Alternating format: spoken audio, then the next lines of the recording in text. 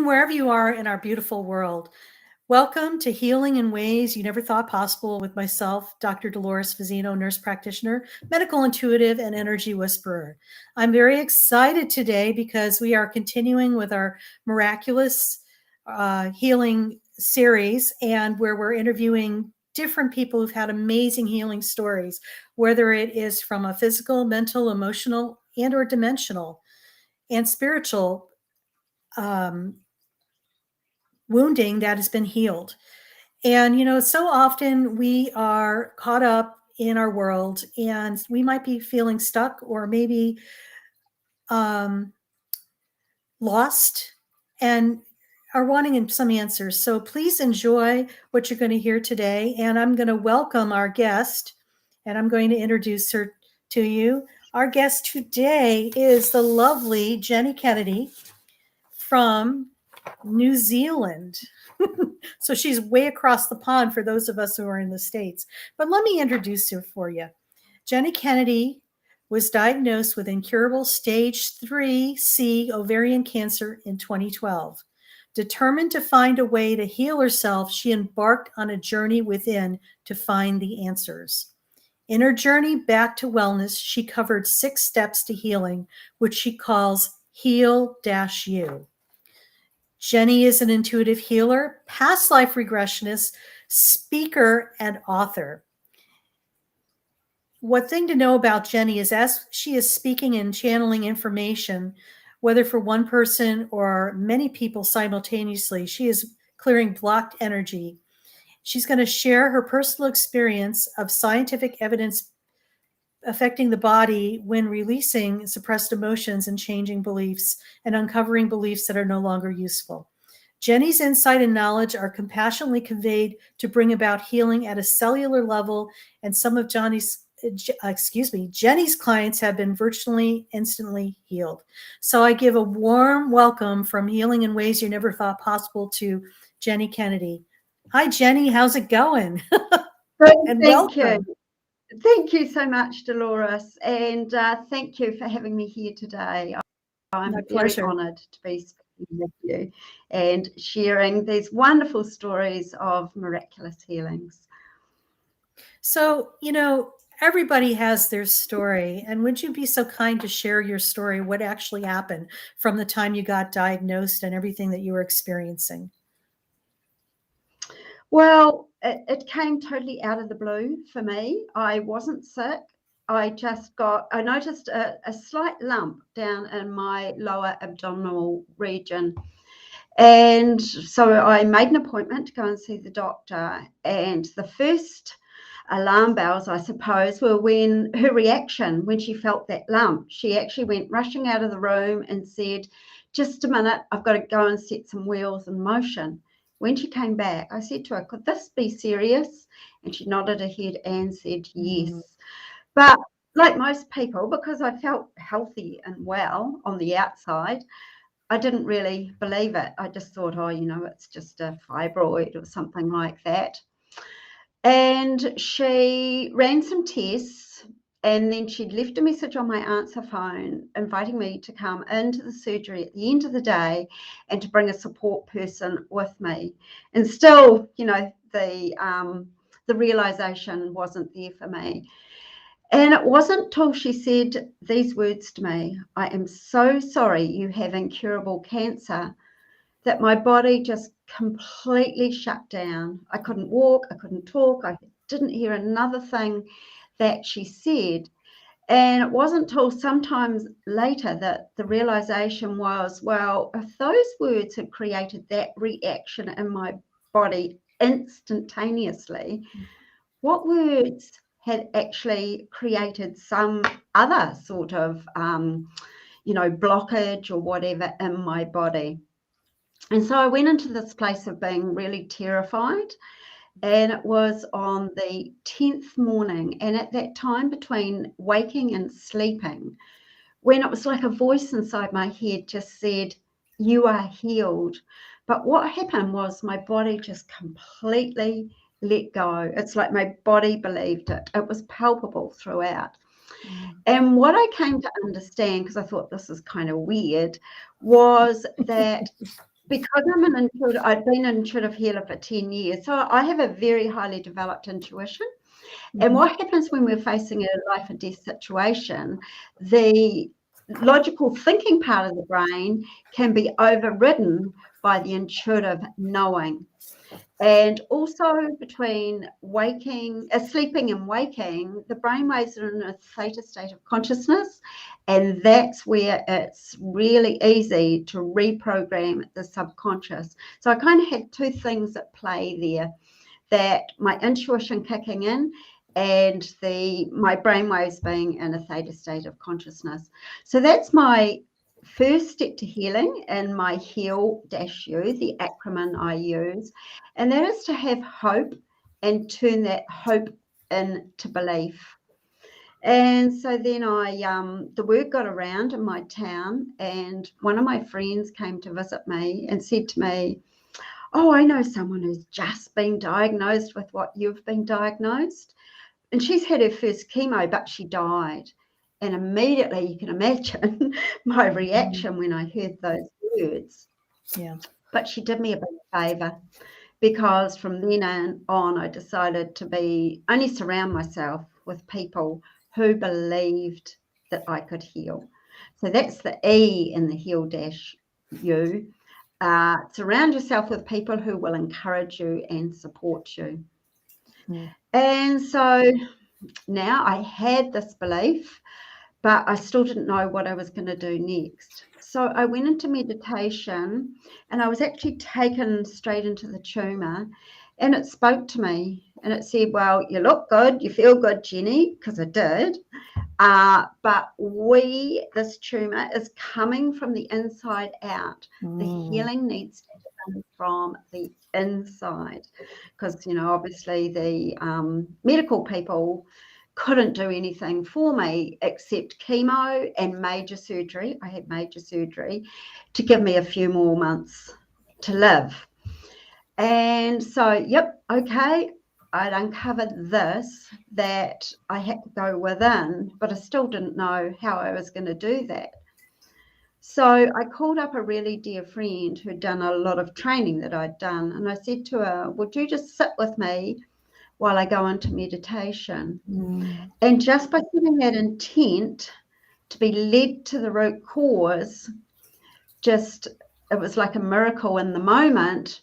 I actually was taken back to a memory and this memory was very emotional. And what I uncovered, that there was two major beliefs that I had held that were kind of driving my life. And that was, I wasn't good enough, and I must have done something wrong. And I had experienced emotional, physical, and sexual abuse as a child. And coming from those beliefs of believing that I must have done something wrong, I became a high achiever, a people pleaser, trying to do good all the time. And of course, what it did was put my body on high alert. And my parasympathetic nervous system, that part of us that rests, relaxes, and restores, was never, ever activated. So that's my fourth step to healing, to lead to the root cause. And then, of course, there was a lot of work involved in healing that trauma and coming back to loving myself, I suppose, let going of the people pleasing, and actually finding out who I am and what I wanted, what I needed for me. So that was the fourth step to healing. And then the dash is to surrender. So to surrender into what is. So it's the acceptance that I did have cancer, but it's in the acceptance that the healing can actually happen. And to surrender into all the emotions that arrive, because a lot of people think they get a cancer diagnosis and they've got to be positive. But I've been positive all my life, and that's why it had got me. Yeah. No, that's very true, because you could sometimes the positivity is a filter that goes over the things that you're trying to cover up, and you never really get to that and dealing with that. So thank you for bringing that up. Continue on. I'm sorry I interjected there. No, that's fine. Because the thing is, Dolores, actually, my husband said to me, ever since you got cancer, you've got angry. I thought, good. Yeah, Because really I've never good. acted. You know what? 'Cause Yeah. let me ask you, did you ever get angry before in your, and show it or express it?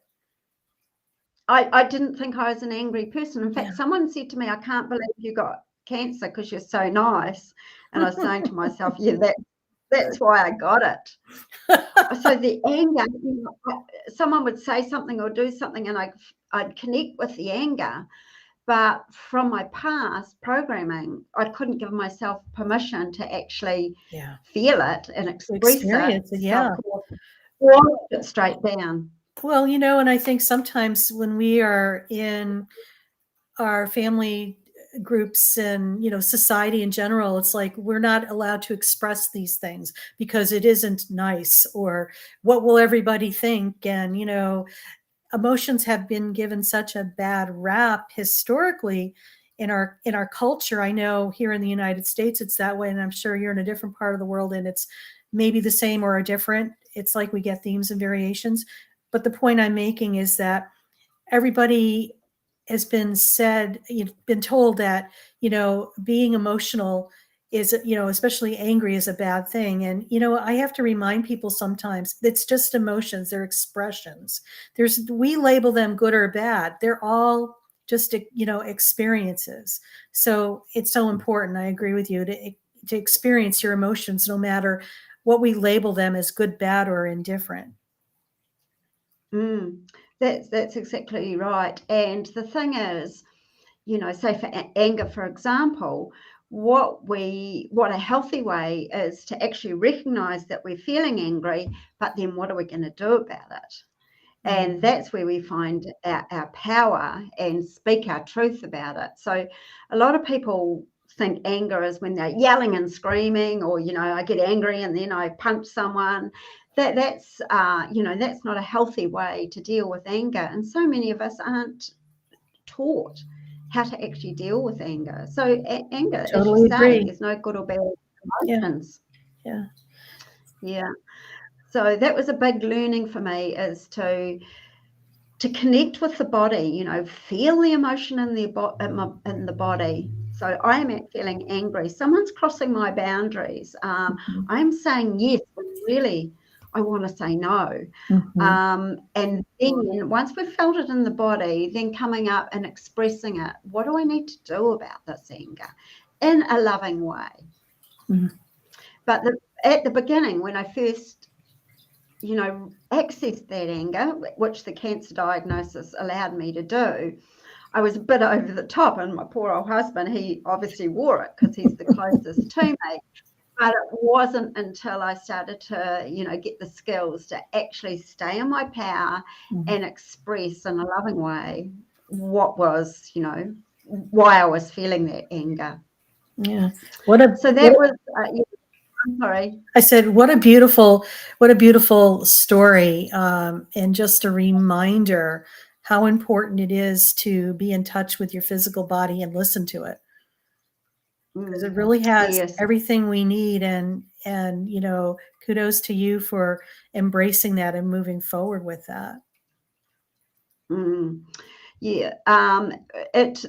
There was a book I read by Dr. Candice Pert, Molecules of Emotion. And what she wrote about, she's a cellular biologist, and what she wrote about was that every time we have a suppressed emotion, so that's every time we're aware of emotion, but we don't do anything about it, it is physically stored in our cells. So over time, there is a propensity for disease to develop where that emotion's stored. And I thought to myself, well, that makes total sense, because I got ovarian cancer. And of course, our ovaries is where we create life. Well, I hadn't been able to create a life for myself because I was such a people pleaser.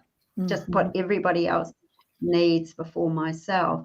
So that was a big aha moment. And another big aha moment I had when I was reading the book Biology of Belief by Dr. Bruce Lipton, who's another wonderful cellular biologist. And he said, or what he uncovered in his laboratory was, it is the perception of the environment that controls the cell. Well, in human terms, perception is the belief. So it's what we believe actually controls our cells. So the minute I had that epiphany that I was healed was the minute my body actually shifted into healing mode and my cells started to believe that. So that, those two books were really valuable in my healing. And the last step to my healing, the U, was to unleash your plan.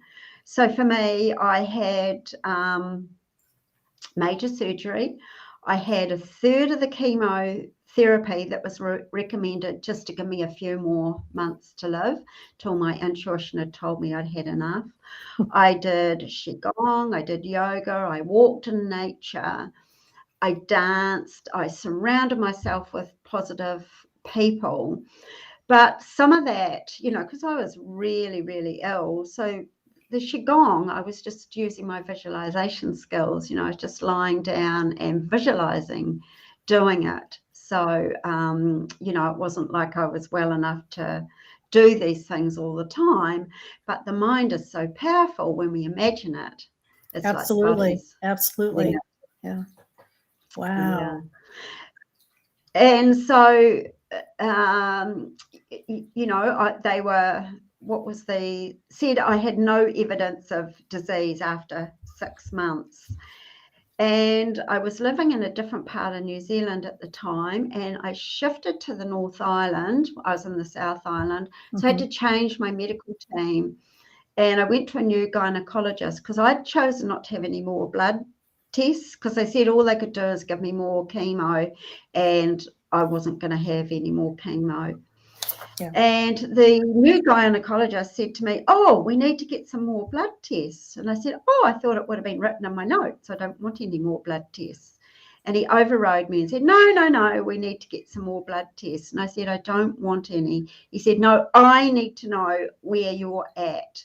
I was fuming because he hadn't taken no for an answer. Yeah. And so he was triggering my old, that old pattern that no doesn't mean no. And of course, that sat in my body. So defiantly, I thought, I'm going to show you. I'm going to go and get blood tests and show you that I'm okay. But that wasn't the truth. My blood cancer markers had shot right back up. And they said to me, you're going to have to go and see your oncologist and start chemotherapy straight away. And I said, give me 3 months. So I went away and did more healing, how I had still allowed that doctor to trigger me. Because he could have just said, you need more blood results. And I go, no, thanks. And it didn't worry me. But because I allowed him to trigger that unhealed part of me and got angry, and in 3 months' time, my cancer markers had dropped right back down. So it gave me medical evidence of suppressing emotions. Sure. It does. Oh, and that's absolutely, you're spot on with that too, because, and what a gift that was for you to see that, okay, this is, I'm being triggered, and recognizing it and how you could shift that and change that to something else. So very powerful. Jenny, thank you so much for sharing your story. We're kind of coming up to the top of the ending of our segment, but how can our audience get in touch with you? I have your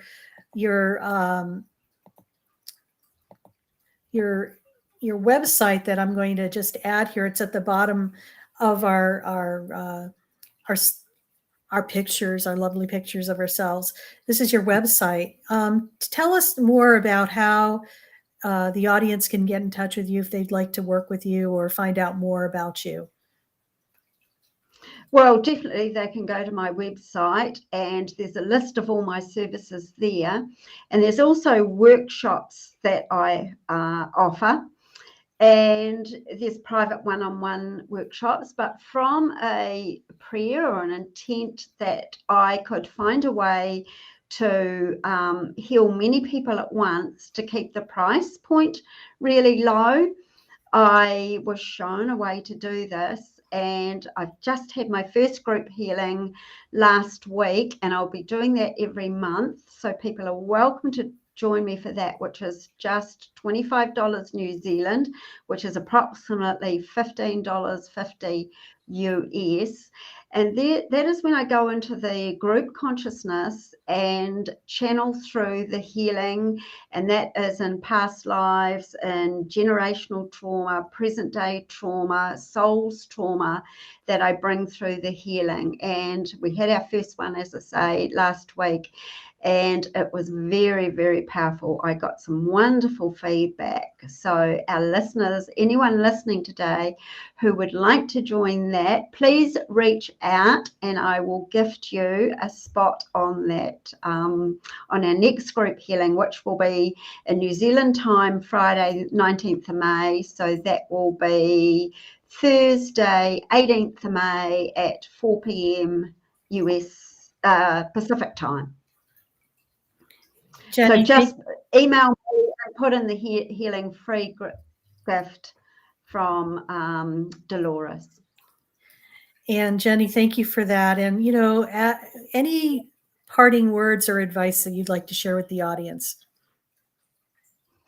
Oh, yes, I'd love to. Recognizing your emotions, learning to love yourself. With the many, many people that I've worked with now, that is the underlying thing that we do, is learning to honor, respect, and love ourselves. And thank you so much for that. What's that? The power of intent. Do not underestimate the power of intent. So it's just from me sort of saying, show me how I can heal this incurable cancer, that bit by bit, I didn't know how it was going to happen, but bit by bit, we get led to the answers of what our intent is. Yeah. Very powerful stuff. And thank you so much for sharing your amazing healing story and your process with our audience. And I just want to let our audience know, if you like what you heard today, I invite you to subscribe to our YouTube channel at dr.doloresfazzino.com. And also, if you are having some challenges being in the present moment, I invite you to get your free meditation. And the link is here, drdoloresfazzino.com/free-video. And this will help you ground into the present moment, because many of us sometimes are scattered and all over the place. Either we're thinking about tomorrow, contemplating yesterday, and worrying and anxiety, and that takes you way out of your physical body. And this is a great way to get you anchored and grounded. So once again, Jenny, thank you so much for being part of our show. And it's been my absolute pleasure. Thank you. You're so welcome. And stay tuned next week for another episode of Miraculous Healing series on healing in ways you never thought possible. Goodbye for now.